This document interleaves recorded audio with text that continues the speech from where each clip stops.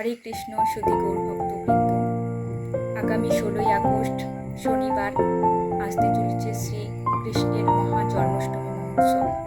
উক্ত উৎসবে সকলে অংশগ্রহণ করবেন এবং ব্রত পালন করবেন।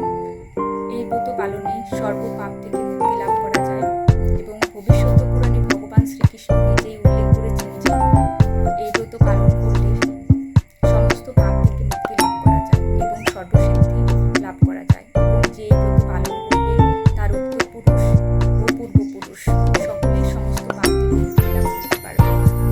তো অবশ্যই সকলের উচিত এই ব্রত পালন করা।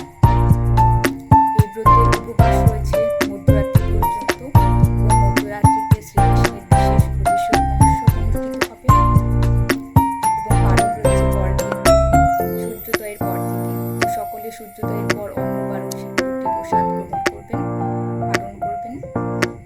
হরে কৃষ্ণ, হরি বল, রাধে রাধে।